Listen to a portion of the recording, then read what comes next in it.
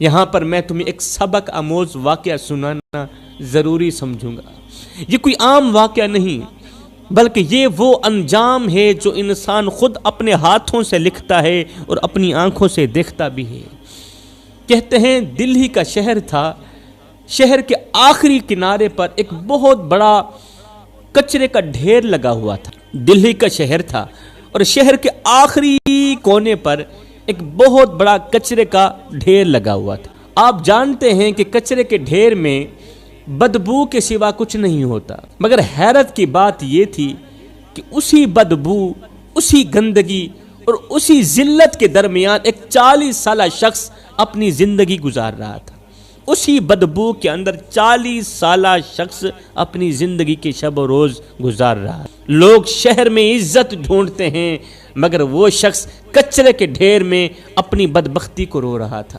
جو بھی وہاں سے گزرتا تھا تو وہ شخص آہستہ آہستہ اٹھتا اور بلند آواز میں کہتا، لوگو مجھ سے عبرت حاصل کرنا، جو میں نے کیا وہ مت کرنا۔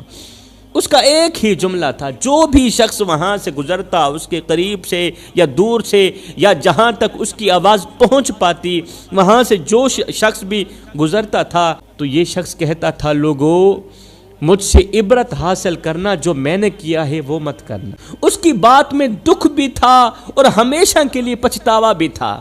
لوگ اس جملے کو سنتے، چند لمحے کے لیے ٹھہرتے اور پھر اپنی اپنی مصروفیات میں آگے بڑھ جاتے۔ ہر کوئی اسے نظر انداز کرتا، مگر وہ شخص ہر آتے جاتے شخص کو بلند آواز میں یہی کہتا تھا، لوگو مجھ سے عبرت حاصل کرنا، جو میں نے کیا ہے وہ مت کرنا، جو میں نے کیا ویسا مت کرنا۔ اگر کرو گے تو یاد رکھنا تمہارا انجام بھی میری طرح کا ہی ہوگا۔ یہ بات وہ روز دہراتا تھا، ہر گھنٹے بعد، ہر آدھے گھنٹے بعد وہ یہ جملہ دہراتا تھا، بغیر تھکے بغیر رکے، جیسے اسے معلوم ہو کہ اس کے پاس کہنے کو اب یہی ایک جملہ بچا ہے، اس ایک جملے کے سوا اور کچھ بھی نہیں بچا۔ اس لیے وہ بار بار کہتا تھا، لوگو مجھ سے عبرت حاصل کرنا، جیسے میں نے کیا ہے ویسا مت کرنا۔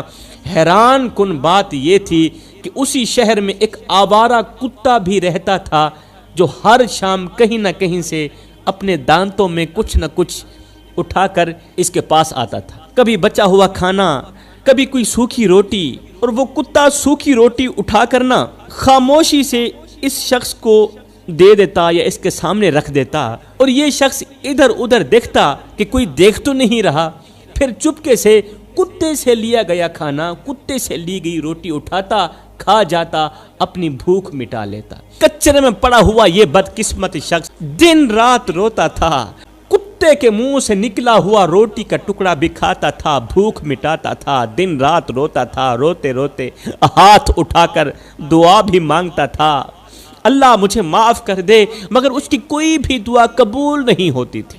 وقت گزرتا رہا، آنسو ختم نہ ہوئے، دن رات روتا رہا، فریادیں نہ بدل سکیں، اور ہر نئی صبح اس کے لیے ایک نئی آزمائش لے کر آتی تھی۔ وہ باتوں باتوں پر یہ ایک ہی جملہ دہراتا رہتا تھا کہ لوگوں مجھ سے عبرت حاصل کرنا، جو میں نے کیا ہے وہ مت کرنا۔ اللہ کا کرنا ایسا ہوا کہ اسی دور کے بادشاہ نے ایک رات خواب میں دیکھا، خواب کی دنیا میں کسی کہنے والے نے کہا، اے بادشاہ جلدی سے جاؤ، دلی کے شہر کے کچرے کے ڈھیر پر ایک شخص اپنی زندگی گزار رہا ہے، اسے اپنے پاس لے آؤ اور اپنی دولت کا وزیر خزانہ بنا دو۔ یہ خواب دیکھنا ہی تھا کہ بادشاہ کی دونوں آنکھیں کھلی کی کھلی رہ گئیں، دل میں ایک عجیب سی گھبراہٹ پیدا ہو گئی، نیند یکا یک غائب ہو گئی۔ بادشاہ بستر پر اٹھ بیٹھا، دیر تک یہی سوچتا رہا کہ یہ کیسا حکم ہے، یہ کیسا خواب ہے، اتنی بڑی سلطنت، اتنا بڑا خزانہ، اور خزانے کا وزیر وہ شخص جو کچرے کے ڈھیر پر پڑا زندگی گزار رہا ہے۔ بادشاہ نے خود کو سمجھایا کہ شاید یہ محض ایک خیال ہے، یہ محض ایک عام سا خواب ہے۔ یہ سوچ کر دوبارہ بادشاہ لیٹ گیا، آنکھیں بند کر لیں، مگر جیسے ہی دوسری مرتبہ نیند آئی تو وہی خواب پھر سے سامنے آ گئے، وہی آواز، وہی حکم، اس بار اور بھی واضح انداز میں دکھایا گیا کہ اے بادشاہ دیر مت کر، दिल्ली शहर के कचरे के ढेर पर एक शख्स बड़ी जिल्लत की जिंदगी गुजार रहा है, उसे वहां से उठाओ और अपने खजाने का वजीर खजाना बना दो। इस मर्तबा ख्वाब में कोई अबहाम नहीं था, इस मर्तबा ख्वाब में कोई कमी नहीं थी, पैगाम बिल्कुल साफ था। अचानक बादशाह की आंख खुल गई, दिल जोर जोर से धड़क रहा था। अब उसे यकीन हो चुका था कि यह ख्वाब नहीं बल्कि अल्लाह की तरफ से एक खास इशारा है। वो जान चुका था कि ये ख्वाब झूठे ख्वाबों में से नहीं बल्कि अल्लाह की तरफ से एक वाज़ेह इशारा है। जैसे ही सुबह का सूरज तुलू हुआ मेरे भाइयों, तो बादशाह ने फौरन एक आलिम साहब को बुलाया। याद रहे उस दौर में जब बड़े बड़े बादशाहों को कोई मसला दरपेश आता था तो वो अमीरों को नहीं बुलाते थे बल्कि आलिमों को बुलाया करते थे, दीनदारों को बुलाया करते थे, क्योंकि वो जानते थे कि दौलत मसला बढ़ाती है मगर इल्म मसला हल करता है। इल्म सिर्फ फतवा नहीं देता, वो दिल को रास्ता भी दिखाता है, वो हक और बातिल में फर्क भी समझाता है। उस दौर के बादशाह अपनी हुकूमत को इल्म के सहारे संवारते थे, यही वजह थी कि फैसलों में इंसाफ होता था। मगर आज तो सब कुछ उलट पुलट हो गया है ना। आज मसला हो तो इल्म वाले को नहीं दौलत वाले को बुलाया जाता है। आज अकल की जगह पैसा बोलता है और हक की जगह मफाद फैसला करता है। यही वो तब्दीली है जिसने सुकून को बेचैनी में और अदल को इंतशार में बदल दिया है। क्योंकि जब रहनुमाई इल्म के बजाय दौलत करने लगे तो फिर मुआशरे का बिगाड़ यकीनी हो जाता है। खैर मेरे भाइयों, बादशाह ने आलिम को बुलाया, उसे तन्हाई में बिठाया और पिछली रात का पूरा ख्वाब सुनाया। बादशाह का ख्वाब सुनने के बाद आलिम साहब ने चंद लम्हे खामोशी इख्तियार की, फिर आहिस्ता आवाज में बोले, बादशाह सलामत, आपका ख्वाब बिल्कुल सच्चा है। मैंने अपनी इन आंखों से उस शख्स को देखा है।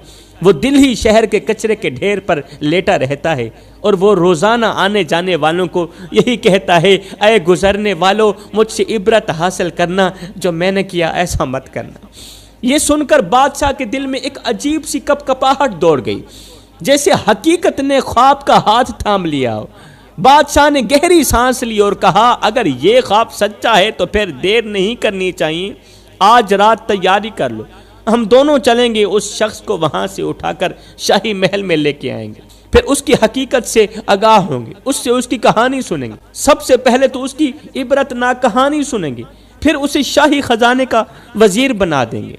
मेरे मोहतरम भाइयों, याद रखना, बादशाहों को फकीर और फकीरों को बादशाह बनाना ये सिर्फ अल्लाह के हाथ में है। अल्लाह जब चाहता है तो कचरे में पड़े इंसान को इज्जत के तख्त पर बिठा देता है, और जब चाहता है तो तख्त पर बैठे इंसान को इबरत की मिसाल भी बना देता है। ये दुनिया मेहनत से नहीं, हुक्म इलाही से पलटती है। ना माल हमेशा साथ देता है, ना ताकत हमेशा कायम रहती है। असल ताकत वही है जो ऊपर से अता होती है। खैर, रात के वक्त बादशाह अपने 2 सिपाहियों को साथ लेकर और एक आलिम साहब को हमराह करके शाही महल से निकला और दिल्ली की तरफ चल पड़ा। वो सोच रहा था कि जिस शख्स को अल्लाह ने ख्वाब के जरिए बुलाया है वो कैसा होगा। आलिम साहब खामोश थे और बादशाह हर कदम पर यह सोच रहा था कि यह सफर तख्त का नहीं बल्कि तकदीर का सफर है। जब वो कचरे के ढेर के करीब पहुंचे तो बदबू और तारीकी ने इनका रास्ता रोक लिया। फिर आलिम साहब आगे बढ़े। आलिम साहब ने आगे बढ़कर कहा, बादशाह सलामत, यही वो जगह है जहां वो शख्स रहता है। थोड़ी ही देर में बादशाह और आलिम साहब ने देखा कि एक शख्स जमीन पर पड़ा है, जैसे उसे किसी के आने की उम्मीद ही ना हो। बादशाह ने करीब जाकर जब गौर किया, देखा तो उसके दिल में एक अजीब सी कैफियत पैदा हो गई, क्योंकि यही वो चेहरा था जो ख्वाब में दिखाया गया था। यहां एक बात साफ हो गई है मेरे मोहतरम भाइयों कि अल्लाह जब किसी को उठाने का फैसला कर लेता है तो बादशाह खुद चलकर उसके दरवाजे तक आता है।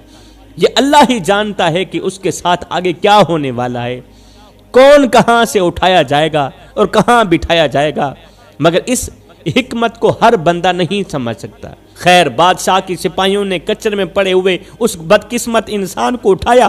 बादशाह के हुक्म से उसे नहलवाया गया और फिर बादशाह और आलिम के सामने इसे तन्हाई में बिठाया गया। बादशाह ने आहिस्ता लहजे में पूछा, ए बंदे, بتا کہ آخر تو نے ایسا کیا کیا تھا کہ تو عبرت کا نشان بن گیا۔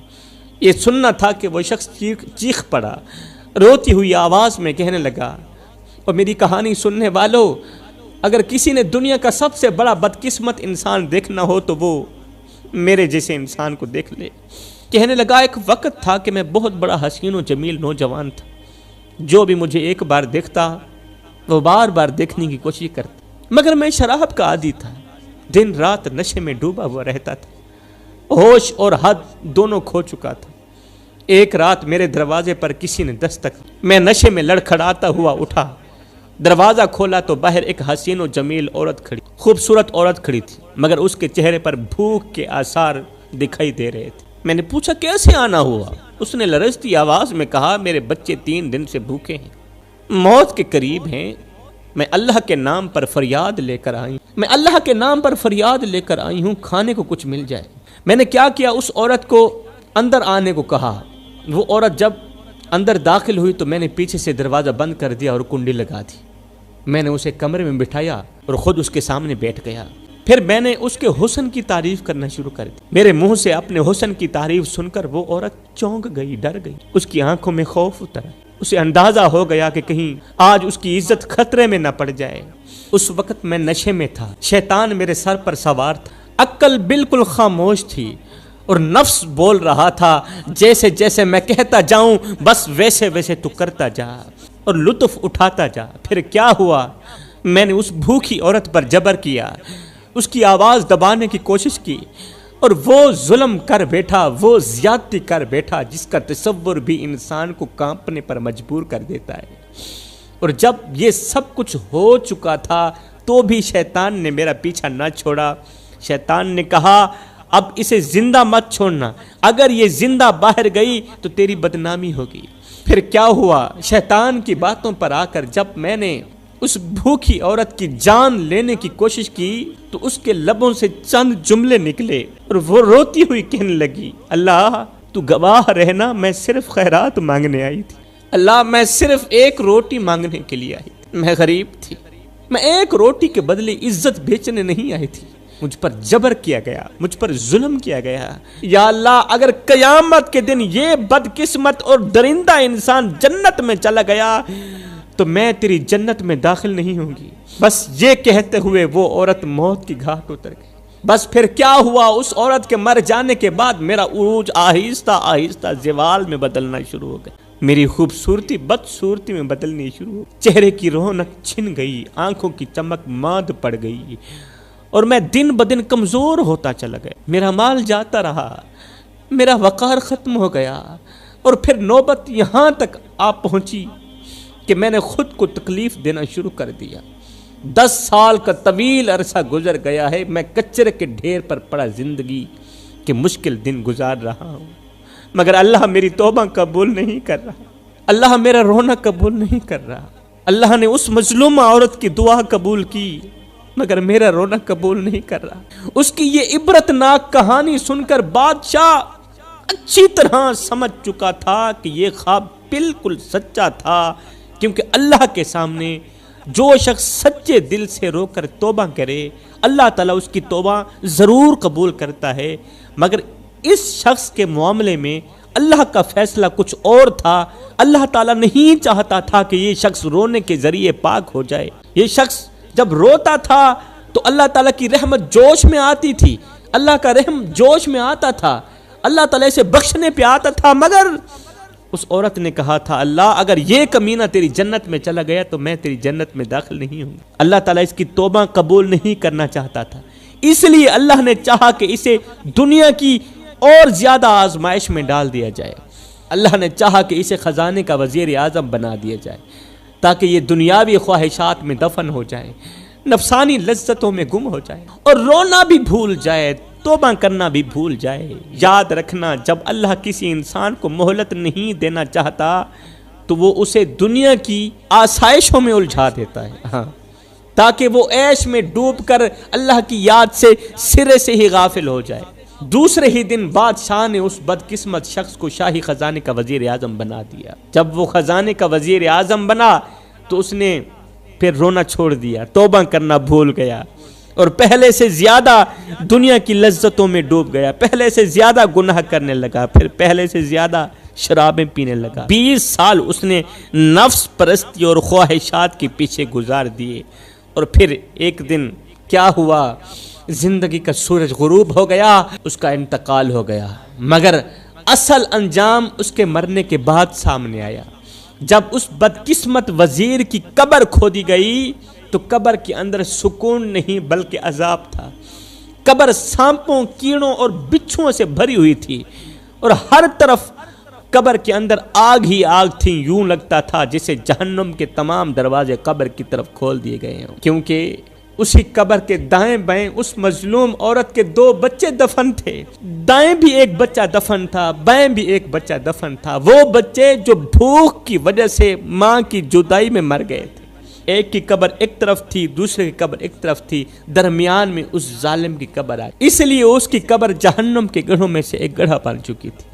یہ انجام سب کے لیے عبرت بن گیا۔ یہ ثابت ہو گیا کہ دنیا کی دولت کبھی انجام نہیں بنتی، اور مظلوم کی آہ کبھی خالی نہیں جاتی۔